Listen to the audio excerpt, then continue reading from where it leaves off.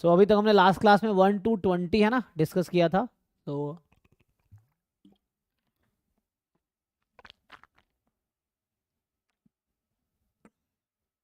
कुछ डाउट है 1 to 20 में?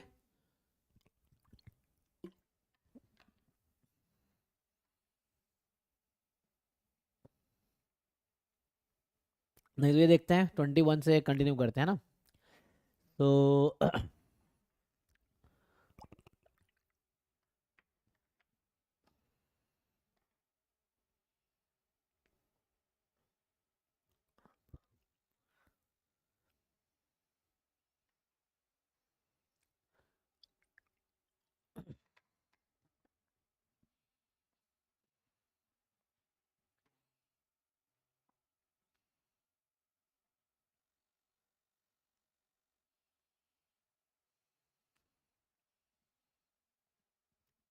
देखिए क्या कह रहा है, A and B are sequence of positive real numbers, है ना।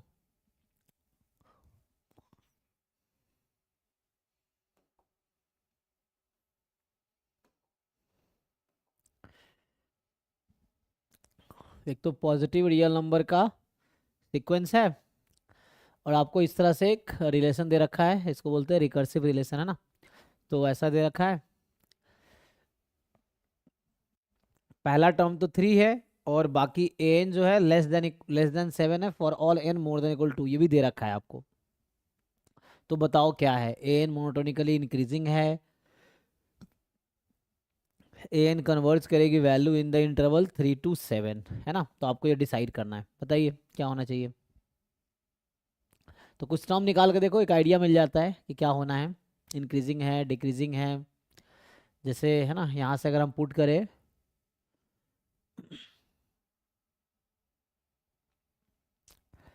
A1 कितना है आपके पास 3, तो अगर हम A2 फाइंड करें, फाइंड कीजिए जरा A2 कितना आता है, इनको 1 रख के, मतलब जस्ट आइडिया मिलेगा कि नेक्स्ट टर्म क्या है। नेक्स्ट टर्म क्या होगा, पुट कीजिए इसमें, सिंपली है ना, 7/3, 9/343। अच्छा A2 ये तो नहीं है, 8/A2 है ये, है ना। तो 8/A2, तो यहाँ से A2 निकालिए कितना आएगा, थोड़ा कैलकुलेशन है।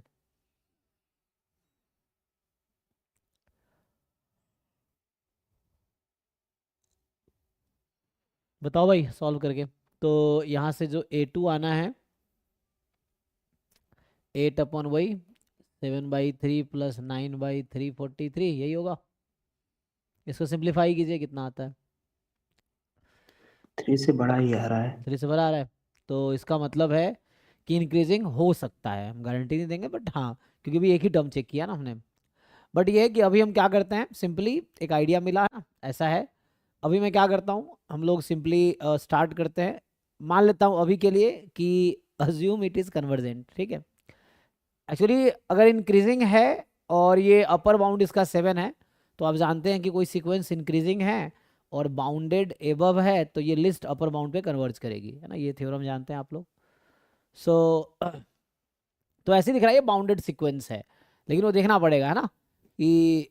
तो पहले चेक करते हैं जरा क्या आता है। अगर मैं अज्यूम कर लूँ कि ये कन्वर्जेंट है, तो देखते हैं लिमिट का क्या आइडिया है। जरा इसको सॉल्व करके देखिए फिर क्या भी आता है। फिर भी ना आ रहा है।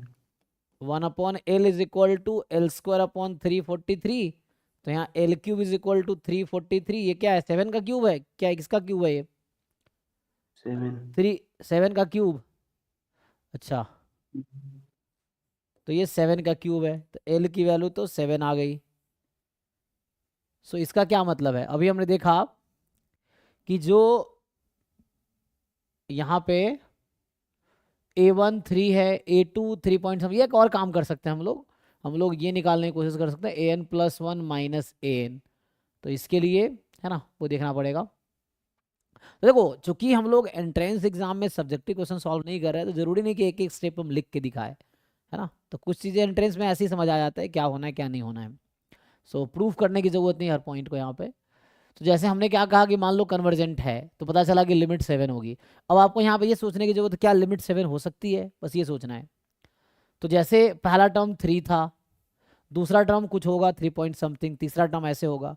और जब n बहुत लार्ज है, तो सीक्वेंस 7 के नेबरहुड में जाके है ना, मतलब लिमिट का डेफिनेशन आप लोग जानते ही हैं कि कुछ टर्म को अगर छोड़ देते हैं तो उसके बाद के सारे टर्म जो लिमिट है उसके नेबरहुड में होता है। तो मतलब n बहुत लार्ज है तो जो नंबर है वो 7 के नेबरहुड में होगा, सीक्वेंस के ईच टर्म 7 के नेबरहुड में है, तो मतलब 7 पे कन्वर्ज कर रही है। तो ऑब्वियसली फर्स्ट टर्म 3 और 7 तक गई है तो ये इंक्रीजिंग सीक्वेंस ही होगी, और एग्जैक्ट इंक्रीजिंग ना भी हो तो अल्टीमेटली इंक्रीजिंग हो। अल्टीमेटली इंक्रीजिंग क्या होता है, कुछ टर्म छोड़ के इंक्रीजिंग होगा। अब जैसे यहाँ पे ये बोला जा रहा है कि an मोनोटोनिकली इंक्रीजिंग है, अब ये थोड़ा सोचना पड़ेगा। फिर जैसे बोल रहा है कि an converges to a value in the interval 3, ये तो ट्रू लग रहा है मुझे, है ना। अब होता क्या है कि an एक पॉजिटिव रियल नंबर का सीक्वेंस है, बाउंडेड भी है ना।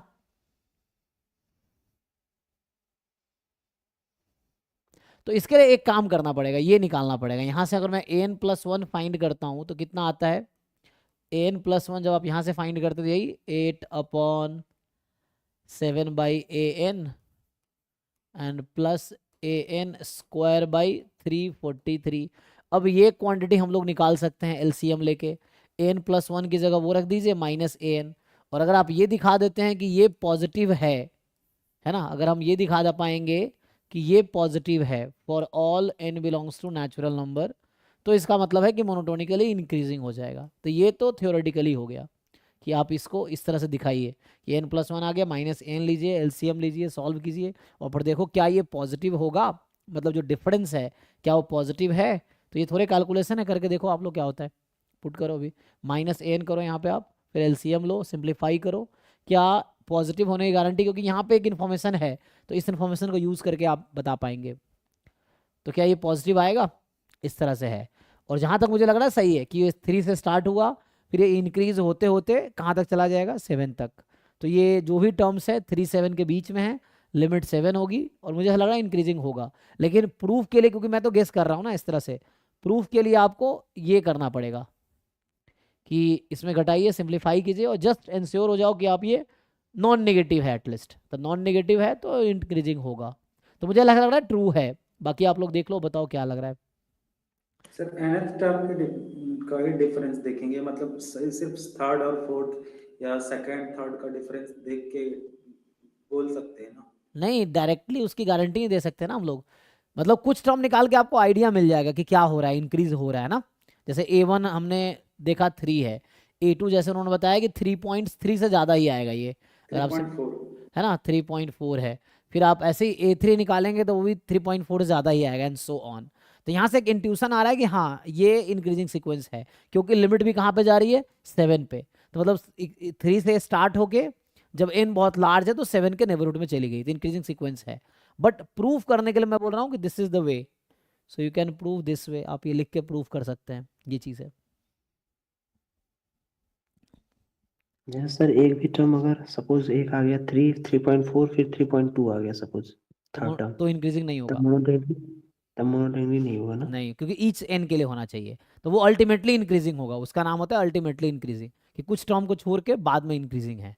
मोनोटोनिकली इंक्रीजिंग मतलब फॉर ईच नेचुरल नंबर, तो A1 less than A2 less than A3 and so on, तब monotone less than equal to, तब ये मोनोटोनिकली होगा। ठीक है ना, ये चीज़ है। यहाँ तो मोनोटोनिकली होगा क्योंकि वो और ना ओसिलेटिंग हो जाएगा, कोई आगे कोई पीछे हुआ तो फिर वैसा प्रॉब्लम आएगी, है ना। फिर वो कन्वर्ज नहीं कर पाएगी, है ना, कन्वर्ज तभी करेगी जब वो यहाँ पे, है ना, वैसा होगा। ठीक है, तो ये मैथमेटिकली आप इस तरह से प्रूव कर सकते हैं, क्योंकि हम एग्जाम में इतना टाइम नहीं होगा, तो ये ट्रू होगा दोनों ऑप्शन। नेक्स्ट जो है, जो 22 क्वेश्चन है, ये कह रहा है कि m कोई स्क्वायर मैट्रिक्स है ऑफ आर्बिट्री ऑर्डर n, और जहां m स्क्वायर 0 है, ठीक। अच्छा, m स्क्वायर 0 है, ठीक है ना, m क्या नॉन जीरो है, एनी स्क्वायर मैट्रिक्स है, ऐसा कुछ नहीं बोला है। तो और नलिटी ऑफ m 6 है, जो m की नलिटी 6 है। सो नलिटी ऑफ m जो है वो आपका 6 है, तो रैंक ऑफ m जो होगा वो n-6 होगा, right. Okay, and m square 0 है, तो इससे क्या आइडिया मिल रहा है आपको, m स्क्वायर 0 है तो ये है एनिहिलेटिंग पॉलिनोमियल या इक्वेशन, है ना। तो इससे ये समझ आ रहा है कि जो इसका, अच्छा अगर मिनिमल पॉलिनोमियल ये अभी के लिए ये इक्वेशन सेटिस्फाई कर रहा है एक्स स्क्वायर इज 0। तो हम लोग क्या जानते हैं कि जो मिनिमल पॉलिनोमियल होगा, है ना, यहाँ मैं ऐसा लिख देता हूँ, annihilating polynomial A, capital A of M, है ना, तो ए एम एक्स। सो ये है X square, annihilating polynomial of matrix X. अब हम क्या जानते हैं कि minimal polynomial will divide annihilating polynomial. तो यहाँ पे मिनिमल पॉलिनोमियल की दो पॉसिबिलिटी है, या तो मिनिमल पॉलिनोमियल एक्स हो सकती है, या मिनिमल पॉलिनोमियल क्या होगी, एक्स स्क्वायर होगी। यही दो पॉसिबिलिटी है, क्योंकि minimal polynomial will divide annihilating polynomial. Annihilating polynomial क्या होता है कि कोई भी पॉलिनोमियल जिसको मैट्रिक्स सेटिस्फाई कर रही है, that may be characteristic polynomial, minimal polynomial और अदर देन बोथ, ये है। सो ठीक है ना, तो मिनिमल पॉलिनोमियल की दो पॉसिबिलिटी, या तो ये होगी या ये होगी, तीसरी कोई पॉसिबिलिटी नहीं है। और अगर एम एक्स बराबर एक्स हो गया तो इसका मतलब है डायगोनलाइजेबल, हम जानते हैं ना। सो ये डायगोनलाइजेबल है तो उस केस में, और अगर एक्स स्क्वायर है, और इसका ये मतलब है कि अगर एम एक्स एक्स हो गया तो मतलब एम जो है वो जीरो मैट्रिक्स है। और ऐसा हो सकता है क्या, सोचिए, अगर मिनिमल पॉलिनोमियल एक्स हुआ तो matrix will satisfy this equation, ये दिस, है ना, तो x बराबर 0 को सेटिस्फाई करेगी मैट्रिक्स, तो m बराबर 0 हो जाएगी। और m अगर 0 है, जीरो मैट्रिक्स है, तो क्या इसका नलिटी 6 आएगा? जीरो मैट्रिक्स की रैंक कितनी होती है? 0। रैंक 0 है, नलिटी n हो जाएगी। तो नलिटी n हो जाएगी, तो अगर मिनिमल पॉलिनोमियल 0 हुआ तो यहां से एक चीज समझ आता है कि n 6 हो जाएगा, है ना, यस सर। क्योंकि n 6 में नलिटी 6 हो जाएगी। जीरो मैट्रिक्स है ना, क्योंकि n को 6 रखेंगे तो रैंक 0, तो नलिटी 6 हो जाएगी। तो अगर ये मिनिमल पॉलिनोमियल है तो n को 6 होना पड़ेगा, एक ये पॉसिबिलिटी। बट ये पूछ रहा है maximum possible value of n, बताओ मैक्सिमम क्या हो सकता है। तो इसके हिसाब से सोचते हैं अब। तो इसके अकॉर्डिंग ये एनिहिलेटिंग पॉलिनोमियल था, मतलब यहाँ से ये पॉलिनोमियल है, इक्वेशन है ये। तो इससे ये है, इससे होगा तो n 6 आ गया। अब इसके अकॉर्डिंग सोचते हैं कि mx अगर एक्स स्क्वायर है तो डायगोनलाइजेबल तो नहीं है। तो आप क्या करेंगे, आपको पता होगा मिनिमल पॉलिनोमियल जो पावर है वो किसको रिप्रेजेंट करता है, जॉर्डन कैनोनिकल फॉर्म याद है, जॉर्डन ब्लॉक्स। तो ये टू किसको यहाँ टू का क्या मतलब है, अगर मैं इस m मैट्रिक्स का जॉर्डन मैट्रिक्स बनाऊं करस्पॉन्डिंग टू m, है ना, सो m मैट्रिक्स का मैं जॉर्डन मैट्रिक्स अगर बनाऊं तो क्या होगा, क्या बिहेवियर होगा इसका। तो जॉर्डन में क्या होता है, अच्छा मुझे ये बताओ कि, है ना, इसका जो रूट्स है m बराबर 0 है, मतलब एक्स स्क्वायर बराबर 0, तो x इज 0। तो ये तो श्योर है कि ऑल आइगन वैल्यूज आर 0, क्योंकि जो फैक्टर्स मिनिमल पॉलिनोमियल में होगा, है ना, सो या तो x या एक्स स्क्वायर जो भी हो, तो 0 are the all eigen values. तो डायगोनल्स पे तो 0 हो जाएगा, जो भी होगा डायगोनल्स पे 0 होगा। अब क्वेश्चन ये है कि अगर mx एक्स स्क्वायर है, सो एक्स स्क्वायर किसको, इसका जॉर्डन ब्लॉक कैसा होगा, जॉर्डन मैट्रिक्स क्या होगा, आइडिया है किसी को कि एक्स स्क्वायर अगर मिनिमम पॉलिनोमियल तो क्या क्या कह सकते हो आप जॉर्डन मैट्रिक्स के बारे में। मतलब मैक्सिमम ऑर्डर जो होगा ब्लॉक का वो 2 हो सकता है। हाँ, मैक्सिमम ब्लॉक साइज 2 हो सकता है। तो या तो ईच ब्लॉक साइज या तो 1 ले सकते हैं या 2 ले सकते हैं, यही पॉसिबिलिटी आपके पास है। तो अगर ईच ब्लॉक साइज अगर 1 लेते हैं, सोचिए, तो ब्लॉक 1, अच्छा ब्लॉक साइज अगर 1 1 ले लेंगे सबकी, तो उस केस में यही आ जाएगा फिर, है ना। तो एक तो मुझे 2 साइज का लेना पड़ेगा ना, क्योंकि एक्स स्क्वायर है, क्योंकि एक ब्लॉक होगा जिसकी साइज एटलीस्ट, मतलब at least 1 block will have size 2, ये है। तो अब सोचिए आप, आपके पास पॉसिबिलिटी है, अब क्या क्या कर सकते हैं। तो अगर मैं ऐसा करूं कि 2 2 बाई 2 का ब्लॉक बना लूं, मतलब कहने का मतलब ये है मेरा कि मैं साइज 2 का ब्लॉक बनाता हूं, तो कितने ब्लॉक्स बना सकता हूं ताकि नलिटी 6 हो जाए, इस तरह कितने ब्लॉक 3 बनाऊंगा तो नलिटी 6 हो 3 जाएगा, 6। क्योंकि ईच वन जो है वो रैंक को रिप्रेजेंट कर रहा है ना। तो एक ब्लॉक ना रैंक में 1 कंट्रीब्यूट कर रहा है और नलिटी में 1 कंट्रीब्यूट कर रहा है, ईच ब्लॉक साइज 2 का।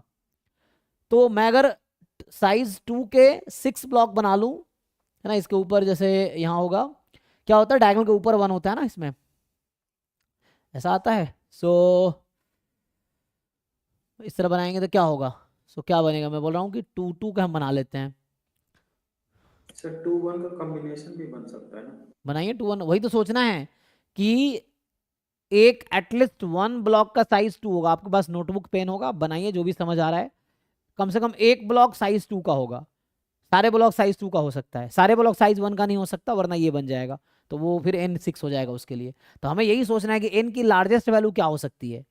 तो मैं ये सोच रहा हूँ कि 2 साइज का ब्लॉक बना लेते हैं।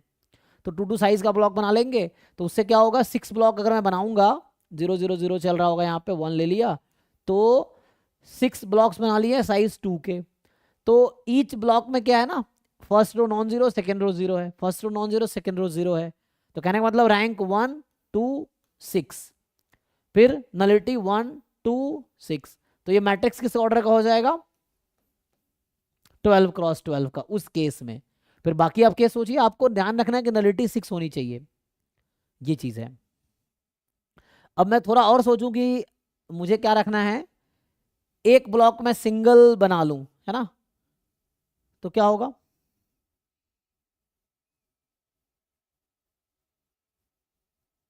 फिर साइज तो घट जाएगा, ऑर्डर मैट्रिक्स ऑफ घट जाएगा। तो फिर 12 से कम हो जाएगा। एक सिंगल बनाएंगे तो उस केस में नलिटी 6 हो जाएगी, तो रैंक 5 हो जाएगी फिर ना, उस तरह से कुछ, फिर 11 हो जाएगा। तो मुझे एन को मैक्सिमाइज करना है कि मतलब क्या मैं जॉर्डन ब्लॉक बनाऊं, कैसे 1 क्रॉस 1 या 2 क्रॉस 2 का ले सकते हैं आप जॉर्डन ब्लॉक, ताकि एन हाईएस्ट हो। तो एन तो अभी 12 मिल रहा है हाईएस्ट, यहाँ से एन 12 6 आ रहा था। जैसे कोई कह रहा है ना आप सिंगल ब्लॉक आप बनाएंगे, चलो सिंगल ब्लॉक बना के देख लो। तो अगर मैं ऐसा सोचता कि पहला ब्लॉक 2 क्रॉस 2 का ले लेता हूँ, बाकी हम 1 2, तो ये पहला मैंने ले लिया ब्लॉक, इधर तो जीरो ही है, तो ये 2 क्रॉस 2 का, बाकी 1 बाई 1 का ब्लॉक बनाते हैं। तो इसमें दिक्कत ये होगा, तो इसमें क्या होगा, रैंक 1 आएगी, नलिटी 6, तो ये 7 क्रॉस 7 का हो जाएगा फिर, क्योंकि हमें नलिटी 6 को मेंटेन करना है। और जीरो रो नलिटी को कंट्रीब्यूट करेगा, नॉन जीरो रो रैंक को कंट्रीब्यूट करेगा, rank plus nullity number of columns, और वो कॉलम यहाँ इक्वल है। अब सोचो खुद से। तो मतलब ये लार्जेस्ट पॉसिबल सिचुएशन है कि मैक्सिमम ऑर्डर 12 हो सकता है, जिसमें 6 रोज नॉन जीरो हैं, तो रैंक 6 बना रहा है, और 6 कॉलम्स या 6 रोज इनमें जीरो रो हैं, तो टोटल नंबर ऑफ रो 12 है, तो रैंक 6 है, नलिटी भी 6 है। तो हमें रैंक से बहुत ज़्यादा मतलब हमें नलिटी 6 मेंटेन करना है। क्योंकि जॉर्डन ब्लॉक आप या तो 1 क्रॉस 1 का बना सकते हैं या 2 क्रॉस 2 का। अब ब्लॉक का डेफिनेशन होता है कि डायगोनल का ऊपर वाला एंट्री 1 होगा, ये ब्लॉक का डेफिनेशन है कि जो जॉर्डन ब्लॉक बनाएंगे तो डायगोनल्स पे आइगन वैल्यूज होंगी, और डायगोनल्स के जस्ट ऊपर वाला एंट्री आपका ईच ब्लॉक में 1 होगा, ब्लॉक में, है ना।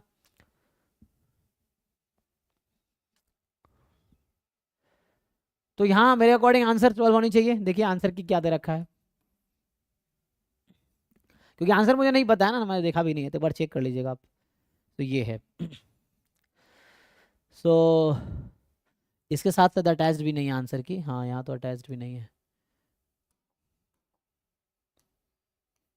देखना पड़ेगा इसमें आंसर की है। यस 12 है। ठीक है ना, तो आंसर, अच्छा इसमें आंसर की है, ओह फिर तो ठीक है।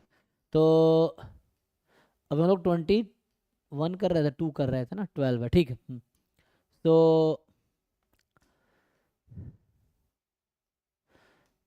21 22, ठीक है।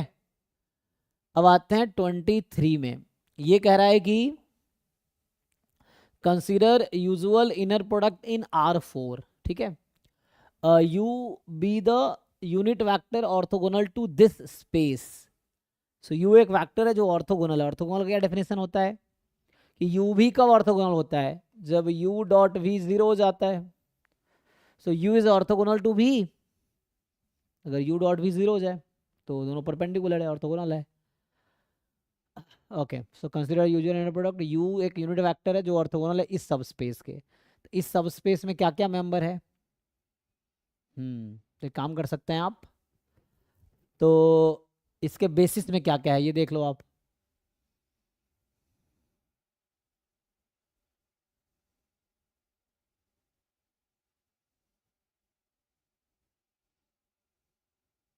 अगर यहाँ पे मैं ऐसा लिखूं कि जैसे x1 वेक्टर बना रहा हूँ, x1 x2 x3 x4, ये एक वेक्टर है, डॉट प्रोडक्ट क्या लिखें यहाँ पे 1 1 1 1, तब जाके 0 हो जाएगा, यही ना। सो ऐसा लिख सकते हैं। ये 4 टपल है ना, मतलब वेक्टर है R4 में, ये भी R4 में वेक्टर, डॉट प्रोडक्ट ले रहा हूँ जिसमें। तो x1 इंटू वन x2 इस तरह से बना रहा हूँ, या वैसे आप डिफाइन कर सकते हैं ट्रांसपोज लेके कि XY ट्रांसपोज टाइप का ना। सो तो यहाँ पे एस में ऐसा वेक्टर्स है ना, नहीं वेक्टर ऐसे कॉलम में लिया है, कोई बात नहीं, जहाँ पे ये 0 है, इसका मतलब दिस डॉट दिस इज 0। तो यू इस टाइप का हो सकता है ना, यू आपका सर इस टाइप का। यूनिट भी बोला है ना सर, यूनिट। हाँ तो यूनिट बनाते हैं ना, यूनिट बनाएंगे अभी। सो ये u को यूनिट बनाते हैं, तो 1 1 1 1 के करस्पॉन्डिंग यूनिट क्या होगा, तो 1 1 1 1 का मैग्नीट्यूड कितना है, नॉर्म कितना है, √4 है ना, a² + b² + c² d² का रूट। तो इसका नॉर्म 4 है, √4 मतलब 2।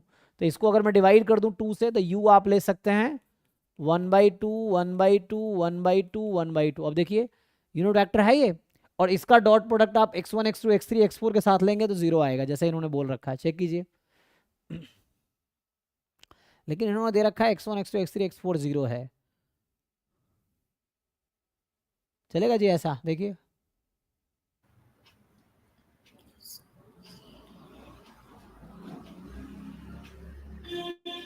सर एस में से कोई ऐसा फैक्टर ले लें जो x1 x, ये मतलब ये कंडीशन जो गिवन है वो उसको सेटिस्फाइड कर जाए, जैसे 1 -1 और बाकी 0 0। 1 -1 बाकी 0 0, वो तो एग्जाम्पल हो गया। अभी इन जनरल ले सकते हैं, कोई दिक्कत, इसका बेसिस बना सकते थे आप। तो इसमें कैसे वेक्टर्स हैं, अगर आप मैं देखूं यहाँ पे कि इसमें कैसे वेक्टर्स हैं, सो उसका ऑर्थोगोनल चाहिए, ऑर्थोगोनल टू दिस, या मैं ग्राम स्मिथ भी लगा सकता हूँ यहाँ पे, है ना, तो उससे भी काम हो जाएगा। ग्राम स्मिथ क्या कहता है, अल्फा क्या होना चाहिए, v, एक तो u है और दूसरा है v माइनस u। तो कैसे लिखते हैं, v u u u, तो अल्फा जो होना चाहिए वो जैसा होना चाहिए, v u u u, है ना, u ऐसा होता है ना, दूसरा वाला वेक्टर जो होता है, तो ये अल्फा एक नंबर है। तो v और u का नॉर्म और u और u का नॉर्म, इस तरह से कुछ, सो ये अल्फा हो जाएगा।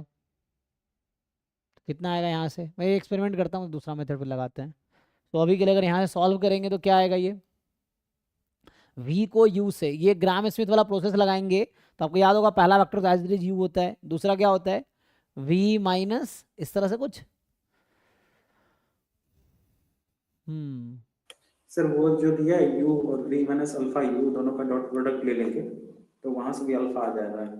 हाँ वो भी है, तो वो लेकिन u पहले मैंने लिया ना, हाँ तो उससे भी कर सकते हैं, करके देखिए आंसर क्या आ रहा है। क्वेश्चन ये है, क्या ये अप्रोच ठीक है, यहाँ पे इसमें थोड़ा डाउट हो रहा है, लेकिन फिर भी करके देखते हैं। तो दोनों अगर ऑर्थोगोनल है तो वैसे भी सोच सकते हैं, बात उससे भी वही है कि u उससे भी वही आता जो यहाँ से आया है।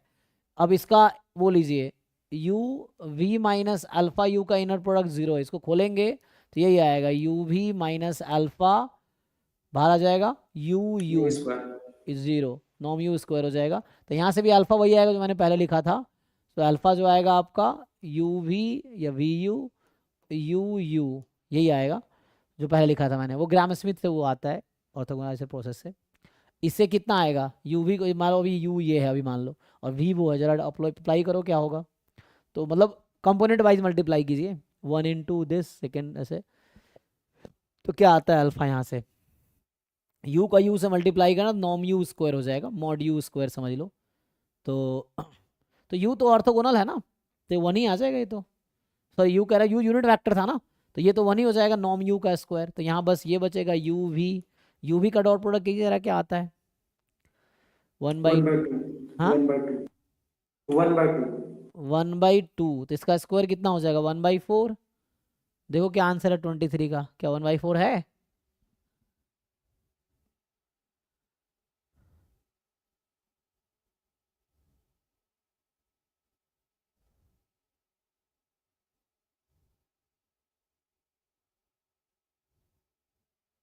देखो जी 23 का आंसर क्या है,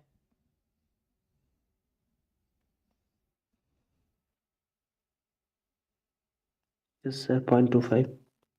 फिर तो सही है इसका मतलब। देखिए इसने कहा था कि एस में ऐसे वेक्टर्स हैं जो इसको सेटिस्फाई कर रहे हैं, तो हमने इसको as a product of two vectors लिखा, this vector into this vector. आप उसको वैसा करने के लिए इसको कॉलम और रो कर सकते हैं, मैट्रिक्स मल्टीप्लिकेशन जैसा अगर देखना हो। वैक्टर मल्टीप्लिकेशन ये है, जैसे आप लगा ना A plus I cap plus B J cap dot C I cap plus D J cap 12th में करते थे, तो आई वाला जे वाला मल्टीप्लाई होता था, वैसे ही। तो यहाँ पे आई जे के नहीं लिखेंगे, है ना, यहाँ पे 4 डायमेंशन है, 4 डायमेंशनल है, तो ये इसको इससे ये इस चीज़ को मैंने ऐसा लिखा। अब ये एक्चुअली एस का मेंबर है, तो इसका किसके साथ डॉट लोगे तो 0 आ जाएगा। तो वो कहा था यू एक ऐसा वेक्टर है जो इस वाले के साथ ऑर्थोगोनल है, तो इस वाले के साथ ऑर्थोगोनल ये वाला है, तो मैंने इसको यू मान लिया। लेकिन उसने कहा था यू ऑर्थोगोनल, वो यूनिट वेक्टर लेना पड़ेगा, तो इसके मैग्नीट्यूड से डिवाइड कर दिया। तो मैग्नीट्यूड से हमने, इसका मैग्नीट्यूड आया root under 1 square 1 square 1 square 1 square का ऐड, तो 4 रूट 4 2 हो गया, 2 से डिवाइड कर दिया तो यूनिट वेक्टर आ गया ये। अब हमने फिर क्या किया, जैसे ये बता रखा है कि ये दोनों ऑर्थोगोनल है, तो इसका इनर प्रोडक्ट, ये डॉट प्रोडक्ट 0 है, इसको अलग अलग कर दिया यू वी, फिर ऐसे करके फिर यहाँ से अल्फा आ गया। यू तो ऑलरेडी यूनिट वेक्टर था, तो मैग्नीट्यूड 1 ही आना, ये magnitude U dot U mod you square, तो ये मॉड को यहाँ पे नॉर्म बोलते हैं इनर प्रोडक्ट में, तो ये norm you square, so norm 1 हो जाएगा, तो यू भी ये हाफ आ गया। ये कैसे, यू भी को मल्टीप्लाई करना, ये वी रहा ये यू रहा, मल्टीप्लाई कीजिए आप कंपोनेंट वाइज, फर्स्ट को फर्स्ट से प्लस सेकंड को सेकंड से प्लस, है ना, जो यूजर इनर प्रोडक्ट है उसे समेसन एक्स आई वाई आई, तो इससे अल्फा स्क्वायर पूछा है तो 1/4 आ गया, देख लीजिए। ठीक है, तो नेक्स्ट जो है 24, ये भी सिंपल ही है। तो इसमें क्या है कि B T with standard Brownian motion, तो हम लोग जानते हैं डेफिनेशन आपको याद रखना पड़ेगा ब्राउनियन मोशन का, है ना, वाइनर प्रोसेस भी बोलते हैं इसको। तो ये जो बी टी है इसका डिस्ट्रीब्यूशन होता है नॉर्मल 0 टी, है ना जी, एंड इसमें स्टेशनरी या इंडिपेंडेंट इंक्रीमेंट होता है। सो ठीक है, सिंपली हमें इसका डिस्ट्रीब्यूशन निकाल लेना है, काम हो जाएगा काम। सो जो B2 है ना, तो यहाँ पे 0 2, तो इसका डिस्ट्रीब्यूशन है नॉर्मल 0 2, और ये जो B3 है इसका डिस्ट्रीब्यूशन है नॉर्मल 0 3, तो यहाँ तक जा रहा था, इंडिपेंडेंट तो नहीं है ये, ठीक है। तो फिर भी हम क्या कर सकते हैं, तो हमें क्या करना है, समहाउ B2 प्लस B3 का, और आपको याद है formula covariance between B2 and B3, ये क्या होगा, ब्राउन मोशन में कोवेरिएंस क्या होता है BT1 BT2 का, ये WT1 WT2 का, W यही था, वाइनर प्रोसेस ही था। कोई बताइए जी, याद है कि नहीं?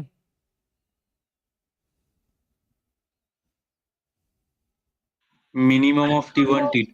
T1 T2 तो इसमें क्या आएगा 2। अब क्या इसका मीन वेरिएंस निकाल सकते हैं, तो मीन तो 0 ही आ जाएगा इसका, मतलब समहाउ इसका डिस्ट्रीब्यूशन निकालना। आप समझिए कि प्रोबेबिलिटी W मोर देन 1 है, अब मुझे W का डिस्ट्रीब्यूशन निकालना है, W इसको बोल रहा हूँ मैं, है ना, इसको मैंने W नाम रख दिया। तो W का डिस्ट्रीब्यूशन क्या है, नॉर्मल, मीन तो 0 है, वेरिएंस तो B2 का वेरिएंस 2 टाइम B3 है, तो 2 बाहर आएगा 4 बन के, तो इसका वेरिएंस निकालना है। तो जब वेरिएंस निकालेंगे W का, तो वेरिएंस क्या आएगा कि 2 प्लस 2 बाहर आएगा 4, इसका variance 3 plus 2 covariance X Y, तो 2 और बाहर आएगा 4 कोवेरिएंस एक्स बाई 2, तो कितना आ गया 20 22, तो ये हो गया नॉर्मल 0 22, तो W जो है उसका डिस्ट्रीब्यूशन नॉर्मल 0 22 है। अब मुझे ये निकालना है, तो हम क्या करते हैं हम लोग, W minus 0 upon root under 22 more than, अब ये तो नॉर्मल था वो वाला, तब स्टैंडर्ड नॉर्मल हो गया, तो यहाँ से आ गया Z मोर देन 1/√22। अब पूछा क्या आपसे, बोल रहा है 1 माइनस 5 1/रूट अल्फा है, तो कर लीजिए, तो हो गया। सो यहाँ से जब लिखेंगे तो ये क्या होता है 1 माइनस 5 ऑफ 1/√22, ऐसा लिख सकते हैं, क्योंकि 1 माइनस CDF हो जाएगा। अब वहाँ से कंपेयर करेंगे तो अल्फा 22 मिल रहा है, देख लीजिए, किसी को डाउट है तो पूछिए।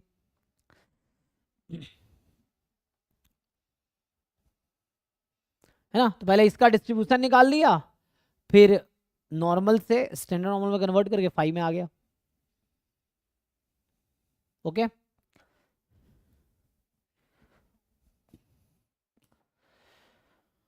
नेक्स्ट जो है 25 कि एक्स वाई इंडिपेंडेंट एक्सपोनेंशियल है विथ EX² 1/2, तो ई एक्स स्क्वायर 1/2 मतलब ई एक्स स्क्वायर क्या होता है, मीन तो variance lambda mean lambda square, यही ना।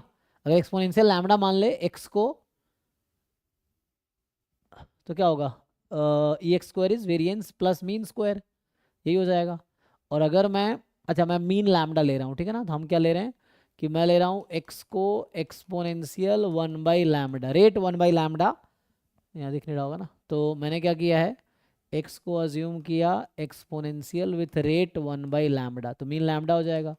वाई मान लो एक्सपोनेंशियल विथ रेट 1/μ, तो वहाँ से क्या आ जाएगा, ई वाई स्क्वायर 2/9 है, तो फिर से वही mu square plus mu square 2/9, तो यहाँ से लैम्बडा निकल के आ गया 1/2, और यहाँ से म्यू निकल के आ गया 1/3, हो गया काम, ठीक है। तो ये एक्सपोनेंशियल विथ रेट, यहाँ जो लिख रहा हूँ रेट लिख रहा हूँ मैं, ठीक है। सो रेट मीन लैम्बडा ले रखा है मैंने, सो रेट यहाँ आ गया ये 2 और ये एक्सपोनेंशियल 3, तो x is exponential with rate 2, y is exponential with rate 3। अब हो गया, अब ये कर पाएंगे आप लोग, तो सिंपल है, आप है ना इंटीग्रेट कर लो, डबल इंटीग्रेशन। तो ये निकालने के लिए डबल इंटीग्रेशन, दोनों का पीडीएफ इंडिपेंडेंट ऑलरेडी है। अब ग्राफ बनाओ इसका, इस पर इंटीग्रेट कर लो, ग्राफ बना के डबल इंटीग्रेट करके आप ये निकाल लो, आ जाएगा, ठीक है जी, करके देखो। ये प्रोबेबिलिटी हम लोग निकाल रहे हैं। सो पहले ग्राफ, सपोर्ट हमारा क्या है, 0 से इन्फिनिटी 0 से इन्फिनिटी, जो सपोर्ट है ये फर्स्ट क्वाड्रेंट है। फर्स्ट क्वाड्रेंट पहले आपको इसका ग्राफ बनाना है और इस रीजन पे इंटीग्रेट करना है। इधर जो है 26, जो 26 है कि x be a random variable with PMF, तो ये आपको पीएमएफ दे रखा है जो कि ज्योमेट्रिक है ना, ज्योमेट्रिक नंबर ऑफ ट्रायल वाला। अब आपसे पूछ रहा है ना value of x more than n less than equal to n+3, n 0 से इन्फिनिटी, n यहाँ इंटीजर है ना, तो इसमें भी आसान है ये, n फ्रॉम 0 से इन्फिनिटी। अब सोचो n और n+3 के बीच कौन कौन सा इंटीजर होगा, n भी इंटीजर है, n+3 भी इंटीजर है, और यहाँ n पे इक्वलिटी नहीं लगी है, तो n को इंक्लूड नहीं करना है। तो मुझे किसको इंक्लूड करना होगा, x बराबर n+1, x बराबर n+2 और x बराबर n+3। क्यों, क्योंकि x डिस्क्रीट है, कॉन्टिन्यूअस होता तो इंटीग्रेट करते, डिस्क्रीट है तो जो बीच के पॉइंट है उसमें प्रोबेबिलिटी ऐड कर लेंगे, है ना, समेशन होगा, यही है जी, n+1 n+2 n+3 लिख दो प्रोबेबिलिटी। तो अब ये इक्वल टू आ जाएगा summation n from 0 to infinity, n+1 रख दो x को, सो 3/4 की पावर n 1/4, n+2 रखोगे सो 3/4 की पावर n+1 1/4, यहाँ आ जाएगा 3/4 की पावर n+2 इंटू 1/4, यही है। एंड नाउ करो जी, ज्योमेट्रिक सम आता है करना, इनफाइनाइट टर्म का ज्योमेट्रिक सीरीज सॉल्व करना, सॉल्व कर लो, ईच पे लगा दो सीरीज, या कॉमन निकाल सकते हो, जो कॉमन है कॉमन निकाल के इनफाइनाइट सीरीज का सम है कर लो, आ जाएगा आंसर, ठीक है। तो ये अलग अलग लगाओ, एक साथ लगाओ, आपकी मर्जी है। इसमें क्या है, ये 26 ही था ना, तो इसमें कह रहा है आपसे excise IID random variable with normal distribution mean 1 variance 4। तो एक्साइज जो है आपके पास, जो एक्साइज है वो है नॉर्मल 1,4, एसएन आपको दे रखा है x1 square plus x2 square up to xn square, variance SN, अच्छा तो एसएन समेशन एक्साई स्क्वायर है ना, जो एसएन इसने दिया है वो है समेशन एक्साई स्क्वायर, इस तरह से वेरिएंस एसएन डिनोट वेरिएंस, ठीक है। देन बताओ ये क्या होगा, तो ठीक है ना, यहाँ से अगर हम निकाले तो ईच एक्साई के बारे में अगर आप सोचो तो ईच एक्साई में क्या हो रहा है, हमें पता है कि ई ऑफ एक्स आई जो है वो 1 है, वेरिएंस ऑफ एक्स आई जो है 4 है, तो इसके हेल्प से ई ऑफ एक्स आई स्क्वायर निकालेंगे तो क्या होता है, वेरिएंस प्लस मीन स्क्वायर, सो 4 + 1 5, यहाँ तक ठीक है जी। तो यहाँ से मैं एस एन का अगर मैं मीन निकालूं तो एस एन के मीन में क्या होगा, summation E of x I square, E of x I square कितना 5, तो ये 5n आ जाना है जी, देख लो 5 हो जाना है, 5 ऐड होगा n टर्म्स। अब लेकिन मुझे वेरिएंस भी चाहिए, तो मुझे चाहिए वेरिएंस ऑफ Sn। तो वेरिएंस Sn जब लिखेंगे तो उसमें वेरिएंस xi स्क्वायर आएगा, और वेरिएंस xi स्क्वायर में e ऑफ xi की पावर 4 आएगी। तो मुझे चाहिए ठीक है। तो यहाँ से अगर आपसे पूछा जाए तो हम लोग वो रिजल्ट जानते हैं ना, जैसे xi माइनस 1/2 ये जो है ये है नॉर्मल 0 1। यहाँ तक तो ओके है। हालांकि हमें पावर 4 पे काम करना है, तो एक्सपेक्टेशन xi माइनस 1/2 का जो क्यूब होता है वो तो 0 होता है। तो यहाँ से ये आपको e ऑफ xi क्यूब आप निकाल लोगे इस इक्वेशन से। ये आपको फाइंड करना है खुद ही कि क्या आएगी, ठीक है। इस इक्वेशन को सॉल्व करो और e ऑफ इनके हेल्प से, है ना, ये जो इन्फॉर्मेशन है इस इन्फॉर्मेशन के हेल्प से आपको ये मिल जाएगा। क्योंकि यहाँ पे होता है नॉर्मल में जो भी स्टैंडर्ड नॉर्मल में जो भी ऑड पावर्स हैं उसका एक्सपेक्टेशन 0 होगा। एक और रिजल्ट यूज करोगे, e ऑफ xi माइनस 1/2 की पावर 4। तो ये आप जानते होंगे स्टैंडर्ड नॉर्मल की पावर 4, तो 1 × 3, तो मतलब ये आता है 3। इस इक्वेशन को सॉल्व करोगे तो यहाँ से आ जाएगा e ऑफ xi की पावर 4 आएगी जी।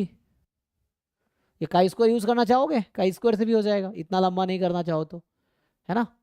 तो यहाँ से एक काम कर सकते हैं, इसका स्क्वायर करके काई स्क्वायर कर देते हैं, तब भी हो जाएगा। तो दूसरा अप्रोच या तो ऐसे करो जो मैं बताया, अगर वो आ गया तो वेरिएंस लगा दो, काम हो जाएगा। अगर ये निकाल लिया तो वेरिएंस वहाँ लगा दो और वो पुट कर दो, सॉल्व हो जाएगा। नहीं तो xi माइनस 1/2 का जो होल स्क्वायर है वो काई स्क्वायर 1 है, तो डायरेक्टली इसका मीन वेरिएंस यूज़ कर लो, आ जाएगा यहाँ से। हाँ, इसका मीन वेरिएंस यूज़ कर लो, इसका मीन 1, इसका वेरिएंस 2, सॉल्व कर लो तो वहाँ से वो बन जाएगा। तो ये यूज़ करना शायद ये कम टाइम लेगा जैसा लग रहा है।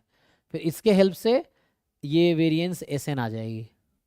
Esn तो ऑलरेडी आ चुकी है, मुझे मेन वेरिएंस चाहिए।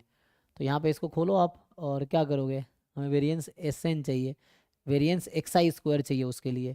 तो इसका वेरिएंस तो पता है ना, इसको खोल दो, आ जाएगा वेरिएंस xi स्क्वायर। यहाँ से variance of this whole term is 2, simplify करके xi स्क्वायर का वेरिएंस निकाल लो।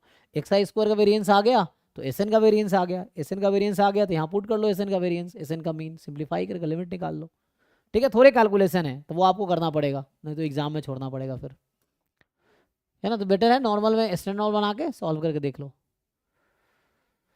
28 जो है कि at a telephone exchange telephone calls arrive independently at an average rate of 1 call per minute, so lambda is rate of arrival, so 1 call per minute, यही है जी। And the number of telephone calls follow a Poisson distribution, so number of telephone calls in time 0t is Poisson, है ना, lambda T हो जाएगा या Poisson distribution है, ठीक है। Number of telephone calls follows Poisson distribution, है ना। सो NT जैसे मैं लिखना चाहूँ कि number of arrivals in time 0t, तो ये बोलना चाह रहा है लैम्डा है, तो इसका मतलब कहीं ना कहीं पॉइसन लैम्डा टी होगा, मतलब पॉइसन प्रोसेस कहना चाह रहा है। 5 time intervals each of duration 2 minutes are chosen at random, कह रहा है 5 टाइम इंटरवल चूज किए जा रहे हैं, है ना, each of duration 2 minute are chosen at random. तो लेट्स से 0 से 2, फिर दूसरा है ना, ऐसे 5 टाइम इंटरवल रैंडमली चूज किया गया। तो अभी के लिए मैं 2 to 4, 4 to 6, 6 to 8, 8 to 10 ऐसा मान लेता हूँ। जरूरी नहीं है 0 to 2, फिर हो सकता है 4 to 6, फिर हो सकता है 8 to 10, इस तरह से। But 5 time interval duration 2 minutes are chosen at random. तो पूछ रहा है कि P denote the probability that in each of the 5 time intervals at most 1 call arrives at telephone exchange, okay। तो P किसकी probability है, probability that in each of the 5 time intervals at most 1 call arrives। चलो पहले एक की बात करते हैं कि जो पहला टाइम इंटरवल है ये 0-2, इसमें कम से कम एक एटमोस्ट, अच्छा at most one call arrives, कैसे लिखना चाहोगे? मैं एक की पहले बात करता हूँ फिर बाकी की बात करते हैं। तो उसकी पावर IID है ना, क्योंकि आपको याद है ना ये क्या होता है, इसमें जो इंटरआइवल टाइम है एक्सपोनेंशियल है, तो सब आइडेंटिकली डिस्ट्रीब्यूटेड होगा। क्योंकि पॉइजन प्रोसेस में क्या होता है, इंडिपेंडेंट स्टेशनरी इंक्रीमेंट है, तो लेंथ इक्वल है, तो ईच की प्रोबेबिलिटी इक्वल ही आएगी। मतलब पहला जो इंटरवल है 2 मिनट का, दूसरा, तीसरा, चौथा, पांचवा, सबके आंसर सेम ही आना है because of stationary increment. So independent तो है ही। तो यहाँ से कहने का मतलब आप ये निकाल लो कि N2 पहले 2 मिनट में एटमोस्ट 1 कॉल अराइव, एटमोस्ट 1 ज़्यादा से ज़्यादा 1, तो ज़्यादा से ज़्यादा 1 है ना, लेस देन इक्वल टू 1, इसकी प्रोबेबिलिटी और इस पूरे की पावर ले लो 5। 5 क्यों ले लिया, 0 2 फिर 2 2 4, तो ये भी तो 2 से स्टार्ट हो रहा, 4 पे 0 2 ही हो गया। तो ईच में आंसर सेम ही आना था, first interval and second interval and third and fourth and 5 multiply कर दिया। निकालिए जरा क्या आता है ये। और N2 का डिस्ट्रीब्यूशन आपको पता ही है, N2 इज पॉइसन लैम्डा हमें 1 दे रखा है 2 है ना, पॉइसन 2 हो गया। सो N2 पॉइसन 2 है, तो पॉइसन 2 इसका डिस्ट्रीब्यूशन है लेस देन इक्वल टू 1। तो कहने का मतलब P जो आएगा, probability N2 is 0 plus N2 is 1 और इस पूरे की पावर है 5। निकाल के बताइए क्या आएगा P।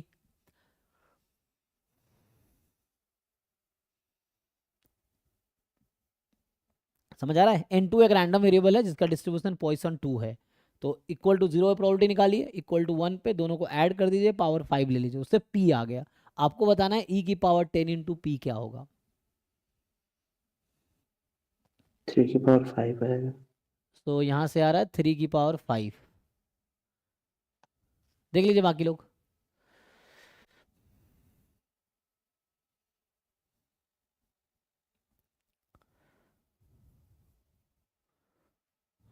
ओके जी, तो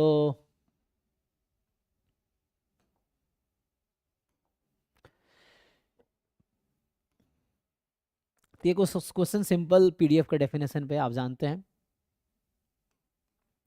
0 से 3 में fx को इंटीग्रेट कीजिए, 1 निकालिए, इससे C आ जाएगा। तो पहला काम तो C निकालना है। उसके बाद ये दे रखा है, तो probability x belongs to A, इसका फॉर्मूला हमने पहले भी बता रखा है आपको कि integration over A PDF dx। तो A तो हाफ टू 2 PDF dx। तो इसमें बस मेनली है कि आपको इंटीग्रेशन आता है कि नहीं आता वो चेक करना। ये इंटीग्रेशन जो है 11 12 क्लास में भी इस तरह के इंटीग्रेशन थे। तो अगर आपको, जिन लोगों को दिक्कत है, हालांकि बहुत कम लोगों को दिक्कत होगा, तो ठीक से इंटीग्रेशन कीजिए। अगर इंटीग्रेशन ठीक से करना आता है तो हो जाएगा। ठीक है, तो बस इंटीग्रेशन ही पर्पस है चेक करने का, ऐसा कुछ खास है नहीं। ठीक है, तो इंटीग्रेशन करके 1 रखना है, C आ जाएगा। C आ गया तो इंटीग्रेशन करना है इस इंटरवल में, तो आंसर आ जाएगा जो चाहिए। जस्ट इंटीग्रेशन है। 30 कह रहा है एक्स और Y with two random variable such that the MGF of x is empty. तो x एम्प्टी जो है वो x का MGF है, एम्प्टी जो है वो x का MGF है। द MGF ऑफ y, तो h जो है वो y का MGF है। तो ये कुछ ऐसा समझिए कि m, यहाँ मान लीजिए कोई नया नाम दे दो, XYZU, मान लो u है अभी, t, और mt बता रखा है x का MGF है, और ये जो ht है ना ये y का MGF है। तो ये क्या है, y का MGF है। ऐसा क्या होगा यहाँ से,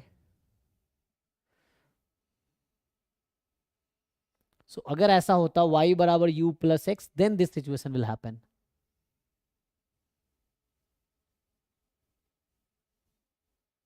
तो एक तरीका सिंपल है कि जैसे आप जानते हैं कि mean and variance of x are this and this, तो इसके हेल्प से है ना, आप चाहो तो, हमें तो पहले से पता है कि mx 0 1 होता है, m डैश x 0 जो होगा ex होगा जो कि 1/2 होगा, m डबल डैश x 0 जो होगा ex स्क्वायर होगा, है ना, और ex स्क्वायर यहाँ से निकाल सकोगे, वेरिएंस मीन पता है। तो एक तो ये अप्रोच हमारे पास है ना, तो फिर इसकी ज़रूरत नहीं पड़ेगी, सीधा से यहाँ से काम करो। तो अभी इसके हेल्प से अगर आप काम करोगे सीधा सीधा, तो आप h डैश 0 निकालोगे तो EY आ जाएगा, h डबल डैश 0 निकालोगे EY स्क्वायर आ जाएगा, और ये दोनों आ गया तो आपसे वेरिएंस ऑफ y पूछा है। तो ये सब जो मैं कर रहा था उसको इग्नोर कर सकते हो, यू स्टार्ट फ्रॉम हेयर, एक बार डिफ्रेंशिएट करो, टी को 0 रखो तो ई वाई आ जाएगा, है ना। H0 तो 1 ही आना है, वो हम ऐसे भी जानते हैं। और एक बार डिफ्रेंशिएट कर T0 रखो, ई वाई आएगा। डबल डेरिवेटिव जब डिफ्रेंशिएट करोगे तो इसकी ज़रूरत पड़ेगी जो यहाँ पे है मेरे पास, और ये गिवन है, तो इससे ही कर लो, आसान रहेगा, है ना।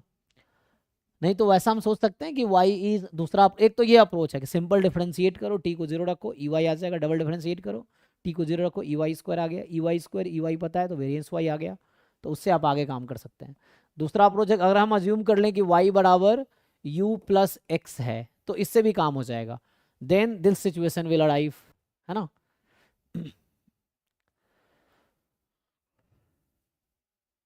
देन काम हो सकता है आगे। तो आप ये देख सकते हो ये डिस्क्रीट है, एम्प्टी का में मीन वेरिएंस पता है तो इससे भी काम हो सकता है। तो यहाँ से भी आप निकालेंगे, आंसर सेम आएगा, E Y and variance of Y. तो देख सकते हैं, मतलब ये एक बेटर अप्रोच है, ठीक है ना, ये करेक्ट अप्रोच है, बट इससे भी आंसर आ जाता है, ठीक है। तो यहाँ से भी कर सकते हैं आप।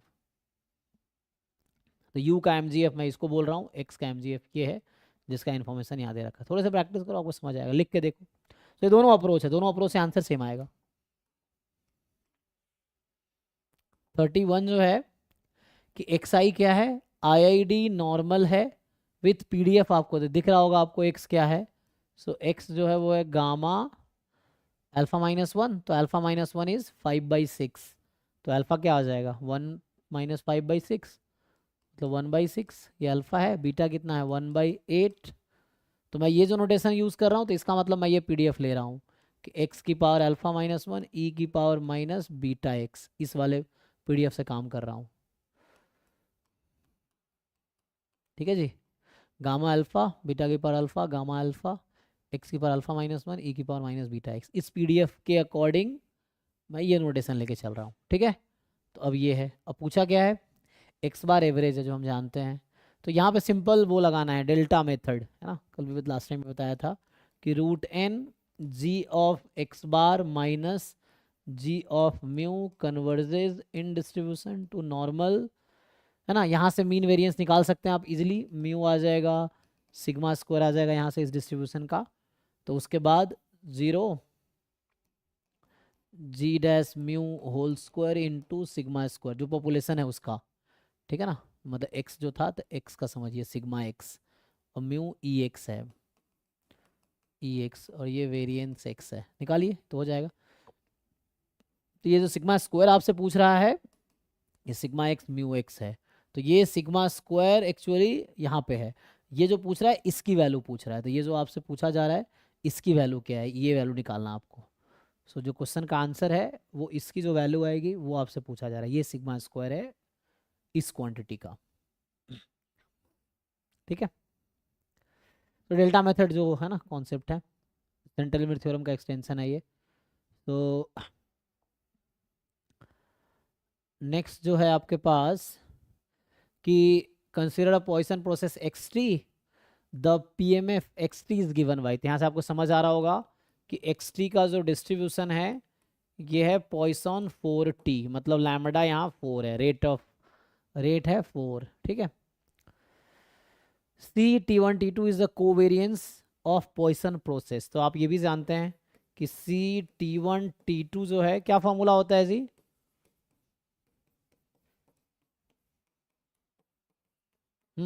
याद है, lambda minimum of T1 T2।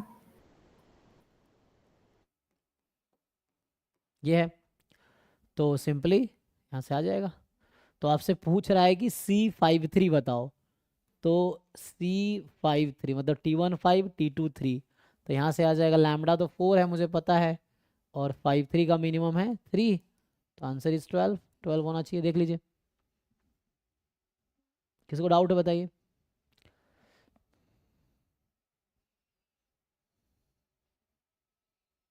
तो ये फॉर्मूला है, तो इससे आपका आंसर आ जाएगा, तो ये हो गया 12। ओके जी, नेक्स्ट जो है 33, ये random sample of size 4 is taken from the distribution with PDF, तो ये PDF आपको दे रखा है। If the observed value of sample are, तो x1 x2 x3 x4, sample size 4 का है। Then method of moment estimate, तो ये तो ईजी है ना, तो क्या करेंगे आप EX बराबर x बार, यहाँ से x बार निकाल लीजिए, ये पुट कर लीजिए, तो यहाँ से थीटा बराबर समथिंग आ जाएगा, वही आंसर है। तो इसका क्या यूज़ है, इसका यूज़ है ई एक्स निकालने में, ठीक। और इसका क्या यूज़ है, इसका यूज़ है एक्स बार निकालने में। सबको ऐड करके 4 से डिवाइड कर दीजिए। अब इन दोनों को इक्वल कर दीजिए, तो दोनों को इक्वल कर देंगे तो थीटा निकल जाएगा, ठीक है। तो वैसा आ जाएगा, आसान है ये तो। मेथड ऑफ मोमेंट का जो डेफिनेशन है 34 आपको कह रहा है कि a company sometime stops payment of quarterly dividend if the company pays the quarterly dividend, है ना, तो the probability that the next one will be paid is 0.7, है ना। तो यहाँ दो तरह की सिचुएशन है ना, पेड नॉट पेड। मैं ट्रांजिशन प्रोबेबिलिटी मैट्रिक्स बनाऊंगा, तो यहाँ स्टेट्स जो है पेड और नॉट पेड, वैसा मैं बना रहा हूँ। सो ये टीपीएम बना रहा हूँ, ट्रांजिशन प्रोबेबिलिटी मैट्रिक्स। तो स्टेट्स यहाँ पे पेड नॉट पेड, मैं वो बोल रहा हूँ। तो इफ द, है ना, पहला क्या है, if the company pays the quality dividend the probability that next one will be paid, तो one step transition probability matrix है। सो अगला वाला पे होगा, उसकी प्रोबेबिलिटी 0.7 पेड, तो नेक्स्ट पेड 0.7। टीपीएम की प्रॉपर्टी होती है कि सम 1 होता है, ठीक, फर्स्ट रो का सम 1 होता है। If the company stop paying the quarterly dividend the probability that next quarterly dividend will not be paid, तो not paid, stop paying and not paid, this is 0.5। Sum 1 होता है तो 0.5 आ गया। अब पूछ ये रहा है then the probability that the company will not pay quarterly dividend in the long run, तो स्टेशनरी डिस्ट्रीब्यूशन निकाल सकते हैं। नॉट पे सेकंड वाला, तो अगर आप एक तरीका इससे भी जा सकते हैं कि पाई 1 पाई 2 पेड नॉट पेड, तो अगर आप पाई पी इज इक्वल टू पाई करेंगे, इसको सॉल्व करेंगे तो आपको दोनों आ जाएगा। आपको पूछ रहा है कि will not pay quarterly dividend, तो नॉट पे का मतलब आपको पाई 2 निकालना है, तो ये आंसर आ जाएगा। एक तरीका ये है। दूसरा आप डायरेक्ट फॉर्मूला भी हमने पढ़ा हुआ है ना, तो इससे निकालेंगे तो आ जाएगा, करके देखिए। और दूसरा तरीका है कि हमने इसका फॉर्मूला लिखा था, याद है, लॉन्ग रन प्रोबेबिलिटी पूछ रहा है ना आपसे, तो लॉन्ग रन का मतलब ये भी है कि limit n tends to infinity p की पावर n, ये कितना आएगा। तो अगर p हमारा हमने फॉर्मूला देखा था कि p अगर ये अल्फा है, ये बीटा है, ये 1 माइनस अल्फा है और ये 1 माइनस बीटा, ऐसा ही था अल्फा बीटा। तो क्या होता था यहाँ पे, beta upon alpha plus beta. हाँ, और यहाँ alpha upon alpha plus beta, ऐसे ही beta upon alpha plus beta, alpha upon alpha plus beta, ये p की पावर n आएगा। तो जो पाई आता है वो कोई एक रो ले लो आप, तो जो मैं कह रहा था वो ये आएगा, beta upon alpha plus beta, alpha upon alpha. तो आपको जो चाहिए ये चाहिए, ये पाई 2 है, तो जो पाई 2 निकल के आएगा वो आएगा alpha upon alpha plus beta, जो कि आपके क्वेश्चन का आंसर है। पुट कीजिए, अल्फा 0.3 है और बीटा 0.5 है, तो 0.3 अपॉन दोनों का सम, मतलब 3/8, चेक कर लीजिए, तो 3/8 आ जाएगा। तो ये इस क्वेश्चन का आंसर होगा 3/8। तो एक तरीका वो भी है, दूसरा तरीका ये है, दोनों तरीका बताया। ये तो थ्योरम लिखाया था उसको यूज़ किया, दूसरा तो वही तरीका है, उससे भी आंसर सेम आएगा। ओके जी, तो थ्योरीज क्लियर है तो क्वेश्चन सब आसान है। नेक्स्ट है कि x1 x2 x8 with random sample taken from distribution with pdf, ये pdf है। f8 with empirical distribution function of sample, तो यहाँ साइज 8 है, तो यहाँ n की वैल्यू 8 है ना, और ये fnx है empirical distribution function. Alpha is the variance of f(2), तो मुझे कोई बताइए आप में से फॉर्मूला कि fnx का वेरिएंस क्या होता था, याद है? 1 upon n fnx 1 minus fnx। तो यहाँ से आ जाएगा fnx या fx, हाँ sir fx into 1 minus fx ना, 1 माइनस fx। हाँ, क्योंकि हमने ये पढ़ा था कि n इंटू fnx जो होता है वो बाइनोमियल होता है, बाइनोमियल था ना जी, क्या था, यही था ना। तो यहाँ से निकालो वेरिएंस, तो क्या होगा npq, और फिर है ना, तो यहाँ से वेरिएंस ऑफ n fnx ये आ जाएगा npq, और n बाहर आएगा n स्क्वायर बन के, ठीक है, जो आपने बताया वही है, तो ये आ गया। अब आपको क्या करना है क्वेश्चन में, मतलब थ्योरम था वो जो लिख रहा हूँ, ये थ्योरम था कि N F N X has binomial distribution N comma F X, तो उससे मीन वेरिएंस आ जाएगा। सो वेरिएंस ऑफ आपको चाहिए F82, तो उसके अकॉर्डिंग पुट कर लो। एन, ये थ्योरम था, ये फॉर्मूला है, जो फर्स्ट लाइन लिखा दिस इज द फॉर्मूला, कैसे आया तो वो उसका पीछे का स्टोरी है। अब यहाँ से आप पुट कर लीजिए 1/8 CDF at 2 1 minus CDF at 2, तो पहले PDF दे रखा है, तो आपको निकालना पड़ेगा CDF एट 2। दो ऑप्शन है, या तो आप 0 से 2 में इंटीग्रेट कर लीजिए x/8 को, तो इससे भी आ जाएगा, नहीं तो CDF निकाल के फिर 2 पुट करो, ठीक है, तो ये कर लोगे ना आप लोग, इजी है। इसका CDF निकालो, x को 2 रखो, वो यहाँ वैल्यू रख दो आप, तो आंसर आ जाएगा। कोई डाउट है किसी को? तो अभी तक जो किया है ना, जो 11 to 35 1 मार्क्स ईच था, 11 to 35।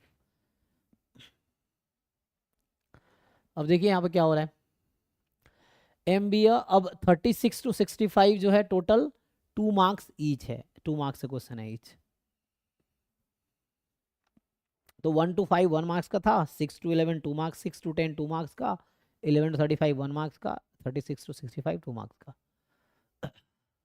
So M be the 3x3 real symmetric matrix, real symmetric matrix with eigenvalues -1 1 2 and corresponding unit eigenvectors u v w। अच्छा, तो डिफरेंट आइगन वैल्यूज हैं, तो यहाँ पे लिनियरली इंडिपेंडेंट आइगन वेक्टर्स होगा, and xy be the two vectors in R cube such that they satisfy this।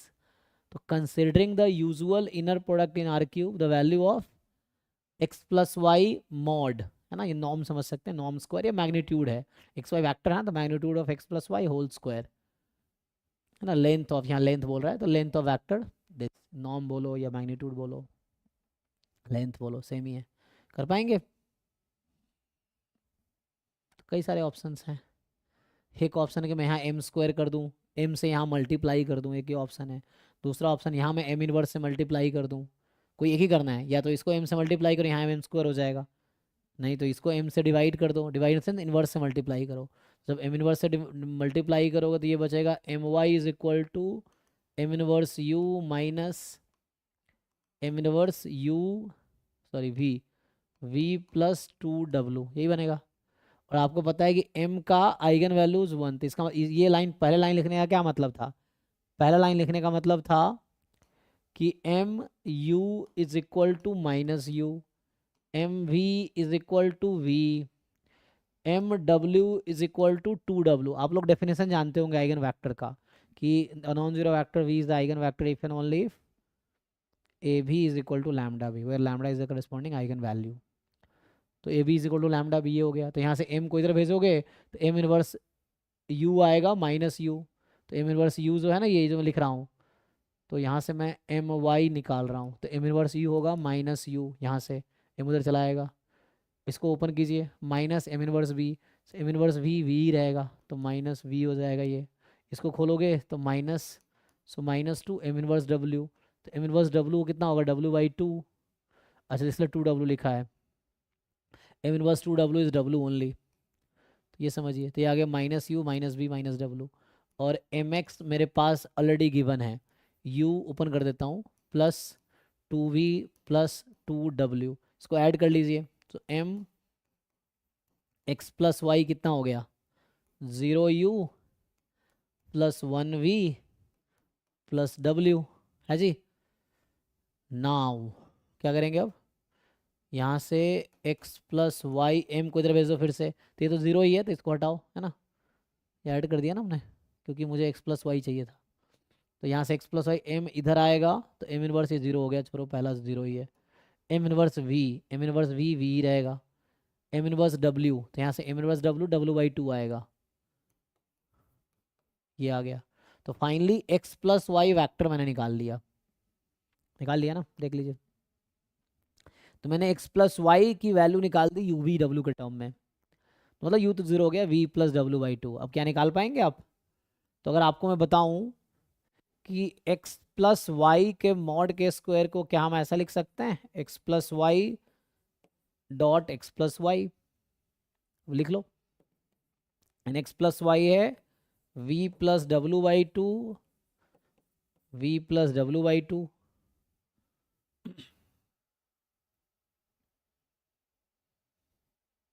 क्या आएगा जी यहाँ से? तो यहाँ से v dot v mod v square v dot w, ये क्या होगा?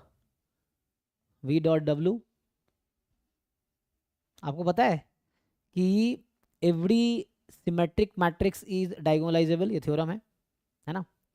रियल सिमेट्रिक मैट्रिक्स, ये तो लिखा है real symmetric matrix, so every real symmetric matrix is diagonalizable, और in fact real symmetric matrix is orthogonally diagonalizable, means कि जो रियल सिमेट्रिक मैट्रिक्स है उसके जो आइगन वैक्टर्स हैं वो ऑर्थोगोनल, या उसके क्या बोलूँ मैं, हाँ, that will construct orthogonal matrix, लिखते हैं ना, P inverse A P is D, so if A is real symmetric matrix, that P matrix will be orthogonal matrix, ठीक है? ऑर्थोगोनल मैट्रिक्स में क्या होता है?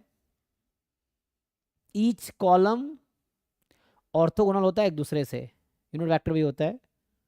तो कहने का मेरा मतलब ये है कि यहाँ पे जो यू वी डब्ल्यू है ना, ये ऑर्थोनॉर्मल वैक्टर्स हैं, यूनिट वेक्टर दे ही दिया इन्होंने, और ऑर्थोगोनल होगा ही बाय थ्योरम। तो रियल सिमेट्रिक मैट्रिक्स के आइगन वैल्यूज हैं, तो रियल सिमेट्रिक मैट्रिक्स के जो आइगन वैक्टर्स होंगे दे आर ऑर्थोगोनल वैक्टर्स, और यूनिट v स्क्वायर 1 हो जाएगा, हाँ v स्क्वायर 1 हो जाएगा, तो क्या हो जाएगा ये, हाँ ये तो 1 हो जाएगा, इसको ओपन करेंगे तो v और w का 0, 1 प्लस w 0 भी 0, प्लस 0 सो प्लस 1/4 1/2 ये आ जाएगा, 2 है ना w का, तो 1/2 बाहर कर लेंगे तो ये आ गया, और ये यूनिट वेक्टर है, v w सब यूनिट वेक्टर है, तो मैग्नीट्यूड 1 है, तो 1 स्क्वायर 1 प्लस 1/4 कितना हो गया? 5/4 आंसर होना चाहिए। देखिए बताइए 5/4 कितना होगा? 1.25, तो पूरा सॉल्व भी कर दिया मैंने, देख लो जी, किसी को डाउट है तो पूछिए।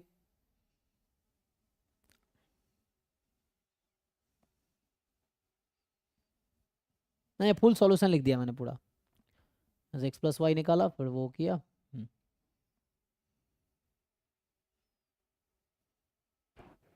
ओके, ये तो आसान है ना? सीरीज का क्वेश्चन है कि consider the following infinite series, तो यहाँ n है, n स्क्वायर है, तो ये कहीं ना कहीं 1/n जैसा बिहेव करेगा, है ना? लेकिन -1 की पावर n भी है, तो -1 की पावर n 1/n, तो जो ऑल्टरनेटिंग सीरीज टेस्ट है या लेब्निज टेस्ट है ऑफ ऑल्टरनेटिंग सीरीज, तो उसके हिसाब से ये कन्वर्जेंट होगा, तो ये कन्वर्जेंट है। ये क्या है? इसको आप पहले क्या बोलते हैं, कॉन्जुगेट से मल्टीप्लाई कर लीजिए, तो कॉन्जुगेट से मल्टीप्लाई करेंगे, so this series can be rewritten as a plus B minus B, conjugate से मल्टीप्लाई कर रहे हैं, ये हो जाएगा, और न्यूमरेटर में जब कॉन्जुगेट से मल्टीप्लाई होगा a square minus b square, तो 1 बचेगा। अब ये भी root n square is n, तो ये भी कहीं ना कहीं 1/n जैसा बिहेव करेगा, सो ये 1/n है, -1 की पावर n, तो अल्टरनेटिव सीरीज टेस्ट से ये भी कन्वर्जेंट होगा, दोनों कन्वर्जेंट है। अच्छा, कंडीशनली बोल रहा है ना हमें, पहला मैं तो वो बताया हूँ, तो मतलब कन्वर्जेंट है दोनों, मैं कह रहा हूँ S1 and S2 are convergent, लेकिन ये सिर्फ कन्वर्जेंट नहीं पूछ रहा है, पूछ रहा है कौन सा कंडीशनली कन्वर्जेंट है। तो आप जानते हैं कन्वर्जेंस के दो कैटेगरी हैं अगर ऑल्टरनेटिंग सीरीज है तो, एक एब्सोल्युटली कन्वर्जेंट और एक कंडीशनली कन्वर्जेंट। तो कंडीशनली कन्वर्जेंट क्या होता है कि क्या ये एब्सोल्युटली कन्वर्जेंट है S1 S2? एब्सोल्युटली में क्या होता है, मॉड लगा देते हैं, तो an में मॉड लगाएंगे तो ये गायब हो जाएगा, फिर ये 1/n का बिहेव करेगा, समेशन 1/n कन्वर्जेंट तो है नहीं, ये भी ऐसे ही है, तो एब्सोल्युटली कन्वर्जेंट नहीं है, इसलिए कंडीशनली कन्वर्जेंट है। तो कन्वर्जेंट तो है but S1 and S2 are not absolutely convergent, तो मतलब कंडीशनली कन्वर्जेंट है, तो S1 सही था ना? So this S1 and S2 are conditionally convergent, क्योंकि मॉड लगा देंगे इसमें ना हम, तो ये डाइवर्जेंट हो जाएगी दोनों, तो मॉड लगाने के बाद डाइवर्जेंट हो जाएगी, तो ये कंडीशनली कन्वर्जेंट हुआ। अगर मॉड लगाने के बाद भी कन्वर्जेंट होती तो इसको बोलते हैं एब्सोल्युटली कन्वर्जेंट, ठीक है? तो ये दोनों ठीक है, ऑप्शन सी होना चाहिए। चेक कर लो भाई, किसी को डाउट है तो पूछो।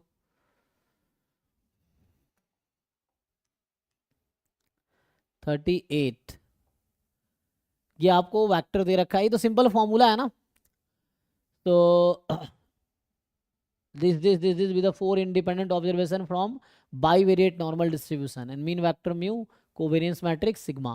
Let mu hat and sigma hat be the MLE. तो MLE का अगर आपको फॉर्मूला पता है तो इजीली आ जाएगा.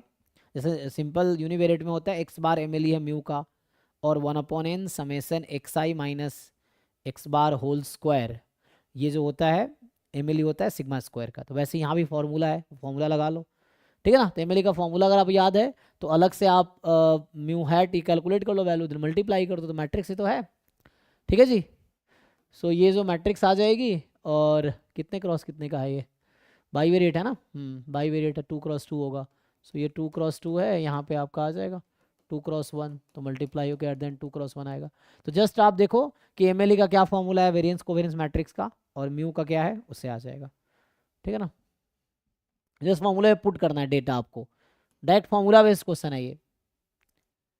39 में क्या होगा देखिए कि आपको यहाँ भी x वेक्टर दे रखा है ट्राई वेरिएट नॉर्मल डिस्ट्रीब्यूशन है ना. तो x जो है 3 डायमेंशनल है n3 म्यू सिग्मा पता है. Suppose that the partial correlation coefficient between x2 x3 keeping x1 fix is 5/7. तो इसका भी फॉर्मूला है गुप्ता कोर में दे रखा है. वेन वेट जिन्होंने पढ़ाया होगा बताया होगा, याद है कि नहीं, लगा लीजिए है ना. तो partial correlation coefficient between x2 x3 keeping x1 fixed is 5/7. तो जब ऐसा है तो यहाँ पे a अननोन है तो उससे आपको a की वैल्यू निकल आएगी. जिसका फॉर्मूला देख लो गुप्ता कोर वाली बुक में भी है और वैसे क्लास में लिखाया होगा सर ने, तो उससे सॉल्व कर लो फॉर्मूला लगा कर इजीली आ जाएगा. कर पाएंगे. इसका सिंपल फॉर्मूला है जो क्लास में लिखाया होगा, फॉर्मूला यूज करके सॉल्व कर लो.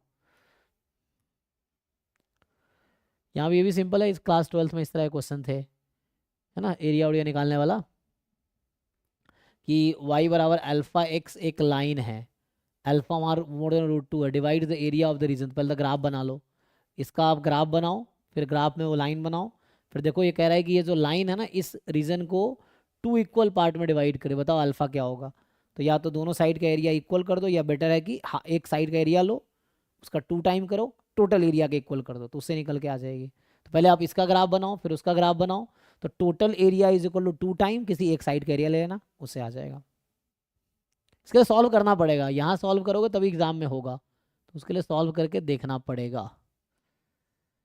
आपको 3 वेरिएट मतलब 3 रैंडम वेरिएबल का जॉइंट PDF दे रखा है. आपको पूछ क्या रहा है, which of the following points is the regression surface of x on YZ. जैसे आप जानते हो regression line x on y तो वो होता है E of x given y is y. Regression line y on x तो दिस. अभी बोला रिग्रेशन सरफेस, सरफेस क्यों बोल रहा है क्योंकि यहाँ 3 वेरिएबल है. लाइन बोलते हैं क्योंकि यहाँ x है ना y के टर्म में आता है, तो यहाँ YZ के रेस्पेक्ट में x की वैल्यू आएगी, मतलब उसकी इक्वेशन आएगी, प्लेन की इक्वेशन आएगी. तो ये यहाँ चाहिए यहाँ जो आंसर पूछ रहा है आपसे कि एक्सपेक्टेशन ऑफ x गिवन मान लो y is equal to y, z is equal to z, ये निकाल लो. निकाल पाओगे तो ये आ जाएगा. अच्छा तो ये कुछ इक्वेशन आएगी, तो ये क्या आएगी पहले आप ये कैलकुलेट कर दो. यहाँ से कुछ ऐसा आ जाएगा, ये तो x ही होता है ना, जैसे हम लोग x ही तो लिखते हैं इसको. x इज इक्वल टू यहाँ पे कोई फंक्शन ऑफ y आता है, ये भी फंक्शन ऑफ ये y is equal to function of z आता है, जब इक्वेशन लिखते हैं आप उस तरह से. तो यहाँ पे क्या होगा, ये जब निकालोगे तो x इज इक्वल टू आएगा, मैंने कहा ना expectation of x given y is equal to y, z is equal to z. तो ये कुछ ऐसा होगा, x is equal to some function of y z, ऐसा आ जाएगा. अब आपको ईच ऑप्शन को पुट करके देखना है इसमें कि कौन सी ऑप्शन इसको सेटिस्फाई कर रही है. तो जो भी इस इक्वेशन को ना जो भी पॉइंट सेटिस्फाई करेगा that is on that surface. तो ये सरफेस की इक्वेशन आएगी ना क्योंकि x आएगी YZ के टर्म में, तो उससे आ जाएगा आपका आंसर. सो फाइनली आपको फाइंड करना है expectation of x given YZ. तो उसके लिए आपको निकालना पड़ेगा, क्या निकालना पड़ेगा, expectation of x given YZ. तो इसका होगा integration x into PDF of x given YZ. ये आपको करना है. ठीक है, और जो भी आएगा x is equal to something, तो इसको आप रिग्रेशन लाइन के लिए x लेके चलो, इससे आ जाएगा 42. सो इसमें जो है एक तो ऑप्शन वाला अप्रोच है ना जो हमने डिस्कस किया था, सोचो इसको ट्राई करो। एक मिनट में आता हूँ ना, इसको ट्राई करो जब तक आप लोग, देखो क्या होगा।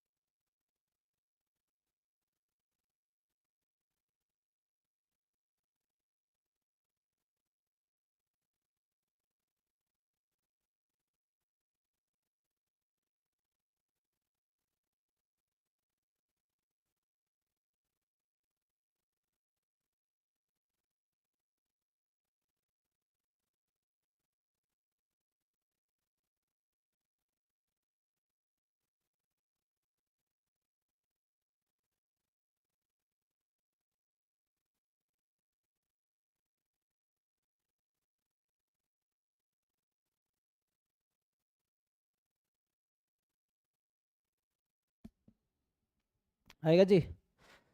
तो आपको पाइवर्ट दिया हुआ है, जब आप डेरिवेशन देखते हैं कॉन्फिडेंस इंटरवल का आपको पता चल जाता है, मतलब जब तो अगर प्रूफ देखा होगा आप लोगों ने कि कैसे कॉन्फिडेंस इंटरवल डिराइव करते हैं, तो वही अप्रोच यहाँ यूज़ करना है।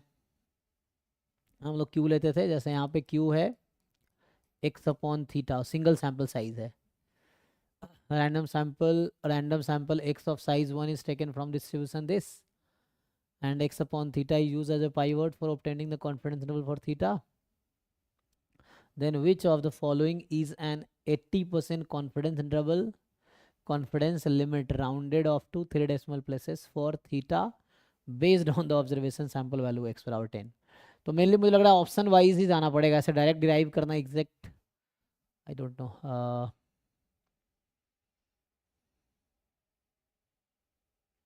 क्योंकि वैसे डिस्ट्रीब्यूशन तो हम निकाल ही पाएंगे, लेकिन उससे पॉइंट कैसे डिसाइड होगा कि कहाँ से कहाँ तक लेंगे, क्योंकि जो कॉन्फिडेंस 80% कॉन्फिडेंस इंटरवल यूनिक नहीं होगा।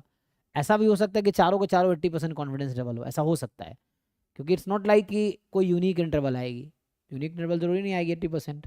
तो इसके लिए मुझे लगा ऑप्शन वाइज ही जाना पड़ेगा। जैसे पहला ऑप्शन है कि कॉन्फिडेंस इंटरवल क्या होता है, थीटा की वैल्यू, तो थीटा मोर देन ना 541 लेस देन 31.623, ये है, ये थीटा है। अब मैं x से अगर डिवाइड कर दूँ तो x की ऑब्जर्व वैल्यू 10 दे रखी है, तो यहाँ मैं थीटा अपॉन x लिख रहा हूँ, लेकिन बाकी जगह मैं डिवाइड करता हूँ ऑब्जर्व वैल्यू से।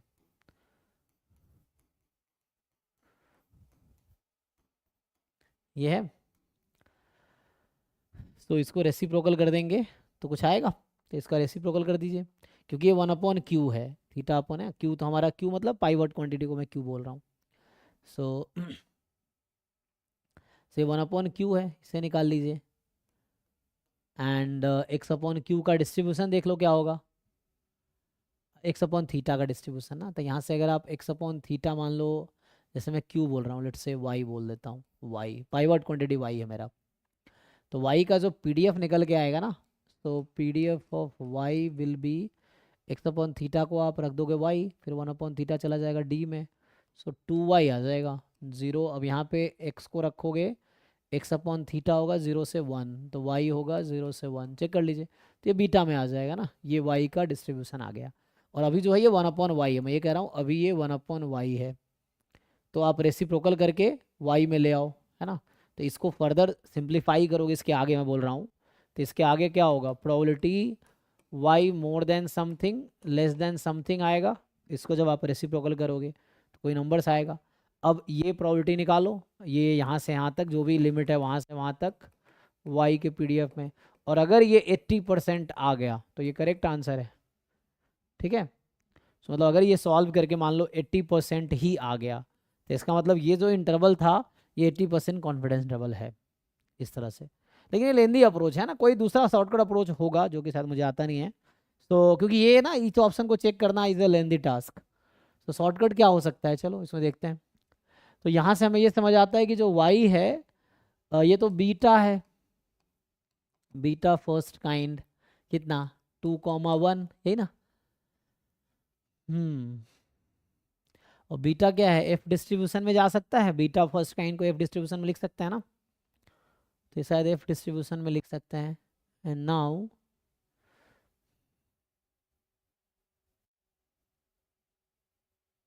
कहाँ से कहाँ लोग 80% के लिए,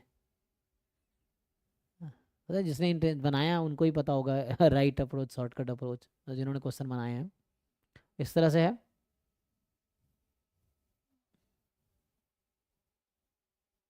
नहीं भी एक अप्रोच यही है जो मुझे यही समझ आता है, बाकी आप करके देखो, हो सकता है और अप्रोच हो। इस पे आते हैं 43 पे। तो आपको ये चेक करना है कि ये ट्रू है कि फॉल्स है, ठीक है ना। तो 43 में आपको 3 स्टेटमेंट दे रखा है और ये डिसाइड करना है कि ट्रू है कि फॉल्स है ये स्टेटमेंट। चेक कीजिए आप लोग।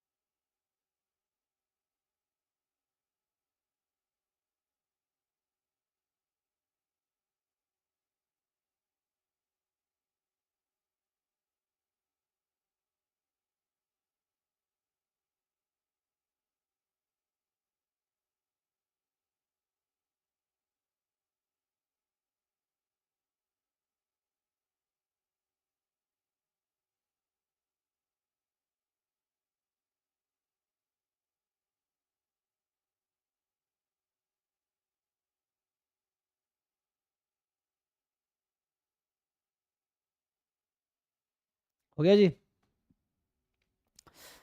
है ना। इसमें मेनली क्या होता है, आपको डिसाइड करना है इन तीनों में कौन कौन सा ट्रू है। तो x1 x2 xn random sample है, नॉर्मल विथ मीन, है ना। तो xi है नॉर्मल 0, थीटा, तो xi अपॉन रूट थीटा करें जी, ये है नॉर्मल 0, 1, ठीक है। तो यहाँ से xi square upon theta is chi square 1, यहाँ तक ठीक है। ओके, तो पहले तो मुझे क्या करना होगा, इसको थीटा से डिवाइड करना होगा, न्यूमरेटर और डिनोमिनेटर को। तो इससे क्या समझ आएगा आपको, तो इससे ये होगा कि जो k है, ध्यान दो, ये बनेगा काई स्क्वायर 2 और ये बनेगा हाँ, अब यहाँ दिक्कत क्या है कि न्यूमरेटर डिनोमिनेटर इंडिपेंडेंट नहीं है ना, इंडिपेंडेंट नहीं है ना। तो जब इंडिपेंडेंट नहीं है तो आप ऐसा नहीं कि chi square 2 chi square 7 divide कर दिया, एफ डिस्ट्रीब्यूशन बना दिया। तो एफ डिस्ट्रीब्यूशन आप तभी बना पाएंगे कि जो न्यूमरेटर और डिनोमिनेटर में जो काई स्क्वायर है वो इंडिपेंडेंट रैंडम वेरिएबल होने चाहिए। लेकिन यहाँ x1 स्क्वायर x2 स्क्वायर और ये इंडिपेंडेंट नहीं होगा, न्यूमरेटर डिनोमिनेटर इंडिपेंडेंट नहीं होगा, क्योंकि यहाँ वो इन्वॉल्व है ना, तो इंडिपेंडेंट नहीं है। तो यहाँ पे ये वाला अप्रोच है, chi square 2 chi square 2 chi square 5, यही है ना जी। So X upon x plus Y type, तो ये गामा हो गया, कहने का मतलब ये गामा गामा गामा तीनों। So it is something like x upon x plus Y type. X क्या है, तो एक्स काई स्क्वायर 2 मतलब गामा, क्या लिखना चाहोगे, काई स्क्वायर एन क्या होता है, n/2 1/2, चलो वही लिख देता हूँ अभी, n/2 1/2। तो वैसे ही गामा, तो n यहाँ 2 है, 2/2 मतलब 1 हो गया, गामा 1 1/2 1 1/2, ये गामा 5/2 1/2। और आप जानते होंगे कि थ्योरम था एक कि x है गामा अल्फा 1 बीटा, y है gamma alpha 2 beta, then x and they are independent. Then तो अभी इंडिपेंडेंट है, ये जो एक्स वाई लिखा हूँ ये इंडिपेंडेंट है, ये काई स्क्वायर 2 और ये काई स्क्वायर 5 इंडिपेंडेंट है, पहला 2 और अगला 5 इंडिपेंडेंट है, क्योंकि इंडिपेंडेंट रैंडम सैंपल है ना, तो ये इंडिपेंडेंट। तो कहने का ये मतलब हुआ यहाँ से so x upon x plus y will have distribution, क्या थ्योरम था, बीटा फर्स्ट काइंड। सो ये होगा बीटा फर्स्ट काइंड। तो k का डिस्ट्रीब्यूशन क्या है, k will have distribution beta first kind, first था सेकेंड था,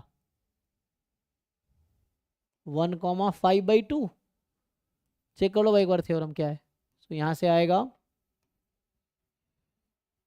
सेकेंड काइंड तब होता है जब न्यूमरेटर डिनोमिनेटर इंडिपेंडेंट होता है, वो उसमें एफ में भी चला जाता और बीटा सेकेंड काइंड में भी चला जाता। ये है फर्स्ट काइंड ही होगा यहाँ पे, ठीक है ना। तो बोल रहा है कि पहले तो के और ये इंडिपेंडेंट है, के और ये इंडिपेंडेंट। तो एक और थ्योरम था कि x plus y and x upon x plus y are independent in gamma distribution. x अगर गामा अल्फा 1 बीटा है, y गामा अल्फा 2 बीटा है। आप थ्योरम देखिए गामा का बीकर वैद्य वाली बुक में। तो x plus y and x upon x plus y are independent theorem है, इसका प्रूफ भी देख सकते हैं। तो ये ट्रू है बिकॉज ऑफ दैट थ्योरम। ये f में जा रहा है, ये फॉल्स है, f में नहीं जाएगा, ठीक है ना, क्योंकि न्यूमरेटर डिनोमिनेटर इंडिपेंडेंट। f में क्यों लिख रहा है ये, chi square 2 upon chi square 7, chi square 2 upon 2, chi square 7 upon 7। तो 7 अपॉन 2 बाहर आ जाएगा जैसे यहाँ पे आया हुआ है, और f27। लेकिन ऐसा तब होता है जब न्यूमरेटर डिनोमिनेटर इंडिपेंडेंट हो, इंडिपेंडेंट है नहीं, तो इसलिए फॉल्स है।